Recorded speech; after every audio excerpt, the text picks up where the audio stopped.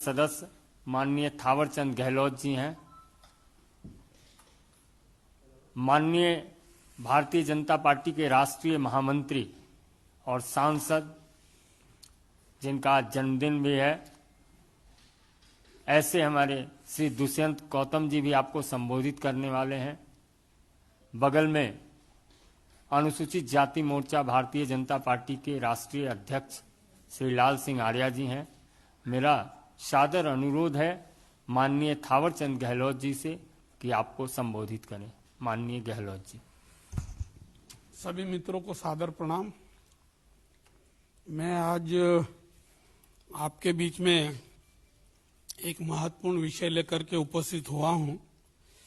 भारत सरकार ने अनुसूचित जाति वर्ग के उच्च शिक्षा प्राप्त करने वाले छात्रों के लिए अर्थात कक्षा 11 से लेकर के उच्च शिक्षा जो प्राप्त होती है उसके लिए जो छात्रवृत्ति मिलती है, उस छात्रवृत्ति में ऐतिहासिक परिवर्तन किया गया है, उसकी जानकारी देने के लिए हूँ। देश की आजादी के पहले से, और मैं ये कहूं कि 1944 से पोस्ट मैट्रिक स्कॉलरशिप देने का प्रावधान है और 59-60 से इसमें राज्य और केंद्र दोनों मिलाकर के कुछ शेयर देते हैं और उससे फिर पोस्ट मैट्रिक स्कॉलरशिप छात्रों को दी जाती थी। 11वीं से लेकर के ग्रेजुएशन तक, पोस्ट ग्रेजुएशन तक, पीएचडी, आईआईटी, स्पेशल जो एजुकेशन होती है, सबके लिए ये छात्रवृत्ति देने का प्रावधान है।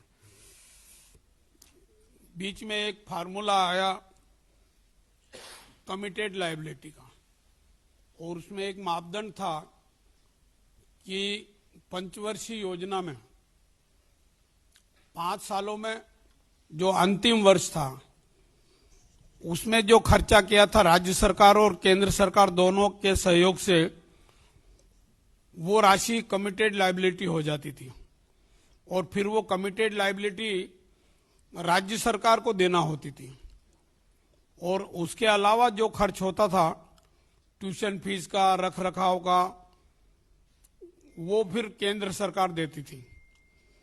और उसका दुष्परिणाम ये हुआ कि कमिटेड लायबिलिटी बढ़ती गई, राज्य का शेयर बढ़ता गया और केंद्र सरकार का शेयर कम होता गया और लगभग आधे राज्य, 36 में से 15, 16, 17 राज्य ऐसे जिनको एक पैसा भी केंद्र से नहीं मिल पाता था कमिटेड लायबिलिटी के फार्मूले के कारण, और कुछ राज्यों को आंशिक धनराशि मिलती थी और कुछ राज्यों को थोड़ी बहुत ज्यादा मिलती थी। और इस प्रकार का जो पैसा हम देते थे राज्यों को, वो एवरेज पिछले 3-4 साल का मैं बताऊं तो 1300 करोड़, 1200 करोड़ और अभी पिछले 2 साल का तो 1100 करोड़ ही केंद्र सरकार का हिस्सा मिलता था साल में। और ये 1100 करोड़ का अगर हम परसेंटेज निकाले तो 11-12% बनता है। हमारी तरफ से हम केंद्र की तरफ से 11-12% देते थे और ये राशि बहुत कम थी।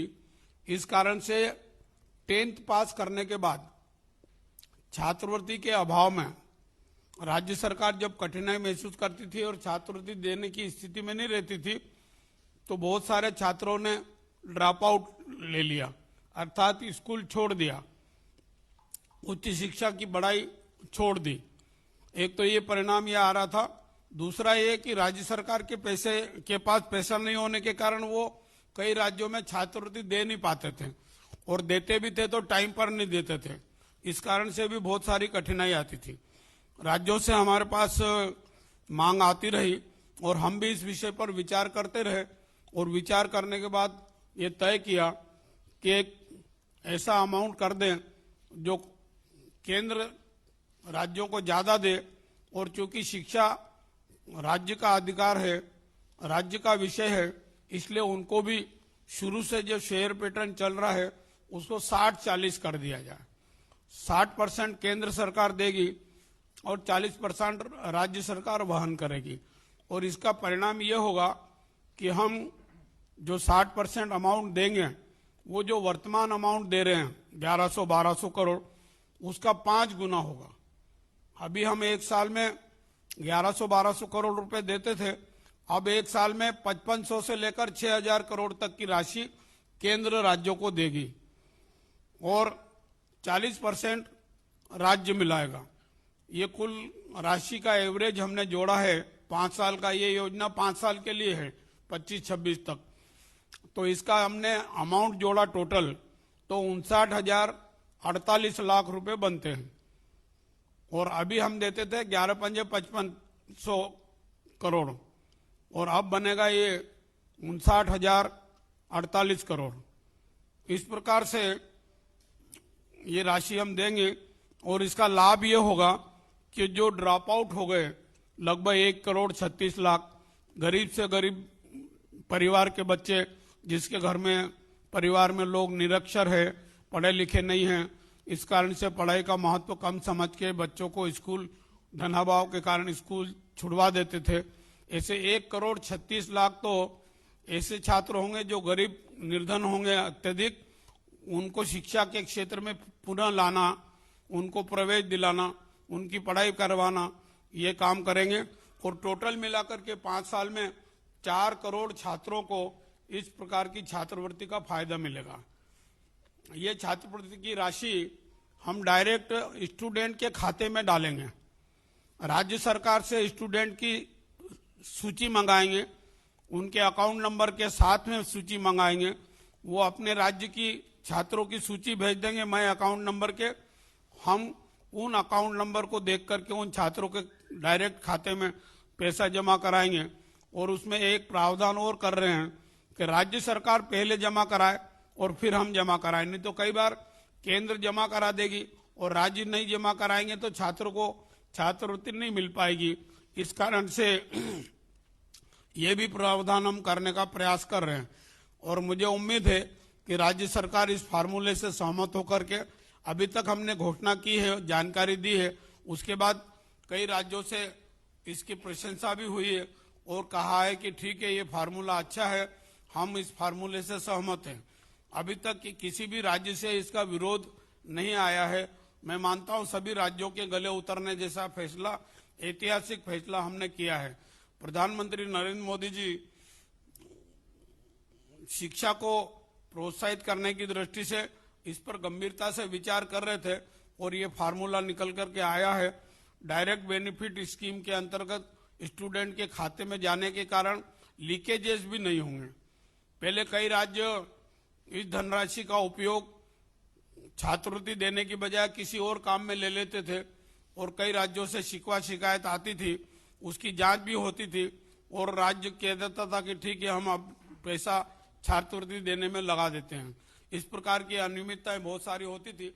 अब कुल मिलाकर अनियमितताएं भी रुकेगी, छात्रों को डायरेक्ट फायदा मिलेगा और इस योजना के कारण शिक्षा का स्तर बढ़ेगा।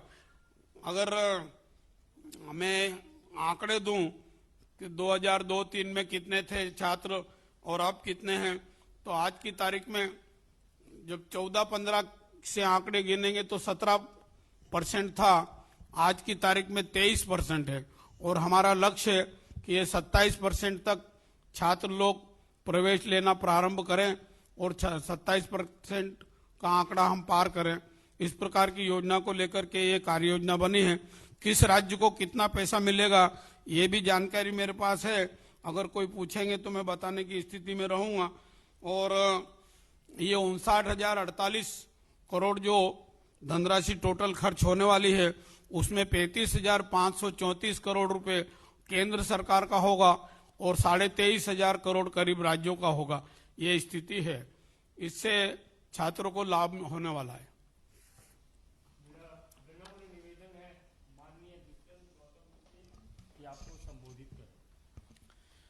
आदरणीय धन्यवाद आदरणीय केंद्रीय मंत्री थावरचंद गहलोत जी का, हमारे मोर्चा के राष्ट्रीय अध्यक्ष आर्य जी का, आदरणीय म्यूक जी का। बंधु, आज ऐसी स्थिति आ गई है कि हमें 6,000 करोड़ रुपया शिक्षा के क्षेत्र में अनुसूचित जाति वर्ग के लिए खर्च करना पड़ रहा है। आजादी से पहले और आजादी के बाद आजादी से पहले छुआछात होती थी, जात पात होती थी, लेकिन संविधान देने के बाद में छुआछात, जात पात, सामाजिक समरसता का बहुत बढ़ावा हुआ है, जिस कारण से हम सब सामंजस्य आपस में सानिध्य बनाकर रहते हैं।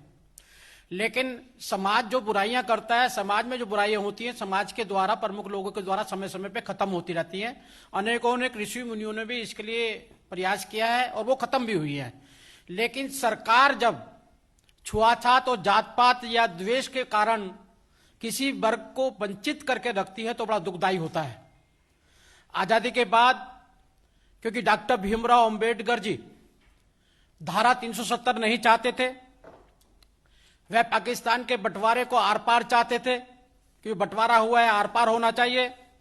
वो समान आचार संहिता चाहते थे, वह महिलाओं को बराबर का हक चाहते थे, जिसके कारण जवाहरलाल नेहरू जी उनको पसंद नहीं करते थे। उनका 36 का आंकड़ा था। कांग्रेस ने वो द्वेष वहीं पर ही नहीं रोका, बल्कि हमने देखा कि डॉक्टर भीमराव अंबेडकर जी से इतना द्वेष कांग्रेस रखती थी कि उनको भारत रत्न लेने के लिए कम से कम गैर कांग्रेसी सरकार का इंतजार करना पड़ा। ये बड़े दुखदायी की बात है। और उस समय से हम लगातार देखें, यही नहीं है, डॉक्टर भीमराव अंबेडकर जी का अंतिम संस्कार भी दिल्ली में नहीं होने दिया। और दुर्भाग्यपूर्ण है कि यहाँ की सामाजिक संस्था ने उनको बॉम्बे लेके गए, दादर के अंदर।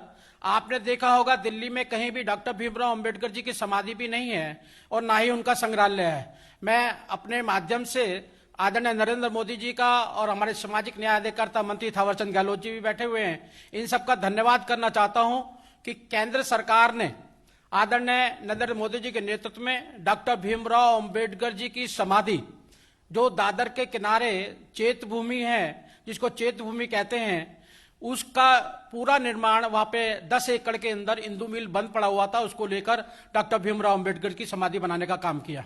और सबसे बड़ा दुख जब होता है, हम संग्रहालय देखते हैं, हम जवाहरलाल नेहरू के संग्रहालय जाते हैं, 3 मूर्ति बड़ी चीजें मिलती हैं, जहां तक कि उनको गुलाब का फूल उस समय का भी किताबों के अंदर बंद दिखाई देता है। उन जो दैनिक जरूरत की चीजें थी वो इस्तेमाल किया करते थे, वो भी हमें हर जगह मिल जाती है। गांधी जी के संग्रहालय में जाएंगे, आपको चश्मा मिल जाएगा, उनसे जो दैनिक चीजें वो यूज करते वो मिल जाएगा। आप इंदिरा गांधी के संग्रहालय में जाएंगे, जिस साड़ी में गोली लगी थी वो साड़ी भी आपको मिल जाएगी। लेकिन डॉक्टर भीमराव अंबेडकर जी अचकन डाला करते थे, टाई पहना करते थे, चश्मा पहना करते थे, एक घर के अंदर रहते थे, तो घर में उनकी जो जरूरत की चीजें सारी थी। और खासकर वो टाइपराइटर भी था जिससे संविधान लिखा गया था। वो भगवान बुद्ध की मूर्ति भी थी जिसके सामने उन्होंने बुद्धिस्ट धर्म अपनाया था। लेकिन ये सारी की सारी चीजें कांग्रेस के दुर्व्यवहार के कारण वो यहां से बाहर निकाल दी गई। 26 अलीपुर रोड, जो आदरणीय थावरचंद गहलोत जी ने अभी 100 करोड़ रुपया लगाकर 26 अलीपुर रोड, वो उनको एक संग्रहालय बनाया है, वो सामान उठाकर वो 26 वहां पर नागपुर में चिंचोली गांव 35 किलोमीटर दूर है, वहां पर वो उनका एक सहायक था अजगले, वो उनको लेकर चला गया था सामान को। लेकिन मुझे बड़ा कष्ट हुआ जब अभी 4-5 साल पहले जब मैं उस संग्रहालय को देखने के लिए गया, एक टीवी मीडिया ने आपके द्वारा उठाया गया था वो सवाल कि देखिए डॉक्टर भीमराव अंबेडकर पे सरकारें लगातार हर बार पैसा खर्च करती हैं, करोड़ों रुपया खर्च करती हैं, लेकिन उनके सामान की क्या दुर्गति है। सारी टाइयों को दीमक खा गए, सारी कुर्सियां जो इस्तेमाल करती थी सारी फट गई, जो देने की जरूरतें चीजें थी सारा वो कोट अचकन जिस हैट को लगाया करते थे, जिस चश्मे को लगाया करते थे, सारा सड़ गया, दीमक खा गई सबको। जो टाइयां थी कभी 150-200 टाइयां थी, उनको भी सब दीमक खा गई। बड़े दुख की बात थी। और मुझे कहते हुए खुशी हो रही है कि आदरणीय थावरचंद गहलोत जी के नेतृत्व में, आदरणीय प्रधानमंत्री जी के नेतृत्व में आज हम 13 एकड़ के अंदर उस संग्रहालय को बनाने का काम कर रहे हैं वहां पर। और ये इसलिए कहना पड़ रहा है कि ये डॉक्टर भीमराव अंबेडकर जी के साथ ऐसा दुर्व्यवहार ही नहीं किया, बल्कि हमारे जो आज थावरचंद गहलोत जी ने बताया है, ये लगातार अभी तक हमने देखा है कि बीजेपी की सरकार आने से पहले आपने देखा होगा 50 लाख नकली छात्र पकड़े गए। अनेक छात्रवृत्ति ले लिया करते थे स्टेटों के अंदर और बोगस नामों को रखकर, और वो उनकी छात्रवृत्ति को खाए आते थे, दलितों को डायरेक्ट नहीं मिलती थी। लेकिन आज जन धन योजना के माध्यम से आधार कार्ड से जोड़ने के बाद आज वो छात्रवृत्ति पूरी की पूरी जो राजीव गांधी जी खुद कहा करते थे कि उनके शासन में ऐसा भ्रष्टाचार था कि 100 रुपया भेजते हैं तो 15 पैसे पहुंचता है, लेकिन आज छात्रवृत्ति पूरी पूरी मिलेगी। और आज के इसके साथ मैं एक और चीज की भर्त्सना करना चाहूंगा कि पंजाब के अंदर जो हमने छात्रवृत्ति स्कॉलरशिप दी थी, करीब 2019 के अंदर 303.92 करोड़ दी थी, लेकिन उन्होंने 18 दिसंबर को वहां से 248 करोड़ रुपया निकाला, और लेकिन उसके अंदर 39 करोड़ की पेमेंट का फाइल या दस्तावेज वहां पर अब भी नहीं मिल रहा है, जो बहुत बड़ा घोटाला इस स्कॉलरशिप में किया जाता है। आज वहां पर अनुसूचित जाति वर्ग के सारे धार्मिक संत, अनेक IAS IPS पूर्व जो रिटायर्ड हैं, चंडीगढ़ के अंदर उस पर स्ट्राइक पर बैठे हुए हैं, जो घोटाला पंजाब सरकार ने किया।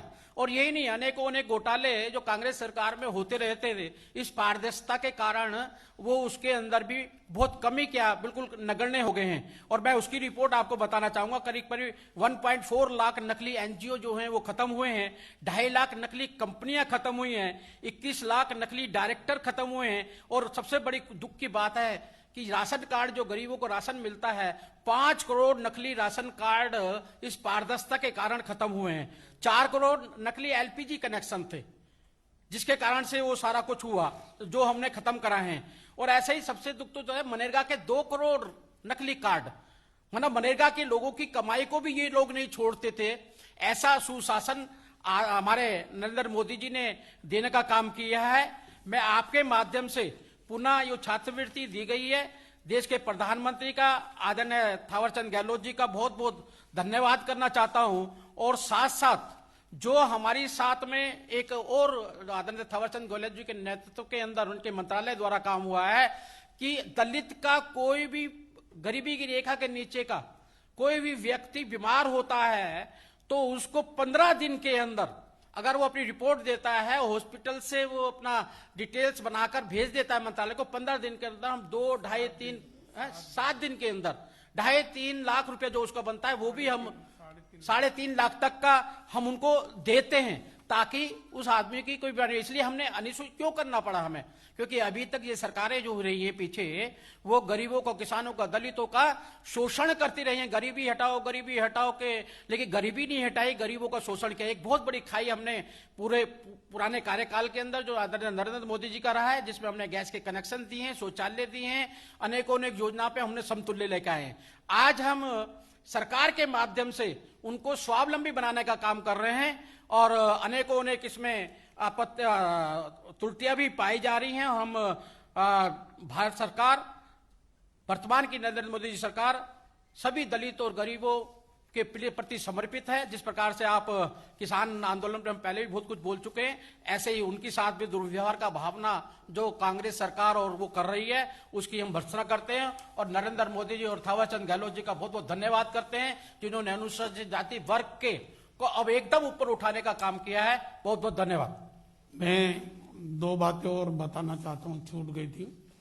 एक तो ये जो 5,500 करोड़ का अमाउंट इस मार्च तक ही हम राज्यों को दे देंगे, मतलब इसी साल से इसको लागू कर देंगे। और दूसरी बात ये है कि हर साल 5% राशि बढ़ा करके देंगे। जैसे 60-40 का रेशियो है ना, तो इस बार हम 60% दे रहे हैं, अगले साल हम 65 देंगे, उसके बाद वाले साल में 70 देंगे, उसके बाद 75 और 80% तक का ये हर साल 5% बढ़ा करके देने का प्रावधान किया है, ये देंगे। आपके कोई प्रश्न हो तो पंजाब गवर्नमेंट का साइलेंट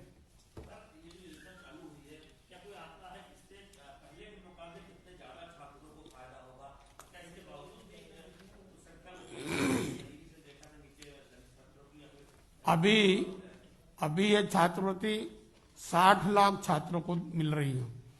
और जब हमने नया फार्मूला बनाया ना, तो हर साल 10% से ज्यादा वृद्धि होने की संभावना है, और अगले 5 सालों में इसका लाभ टोटल मिला करके 4 करोड़ छात्रों को मिलने वाला है, ऐसा हमारा अनुमान है। इसमें 1.36 करोड़ बेहद गरीब छात्रों को उच्च शिक्षा से भी जोड़ने का प्रावधान है और सीधे सीधे पैसे ये विद्यार्थी के अकाउंट्स में ही सीधे जाएंगे।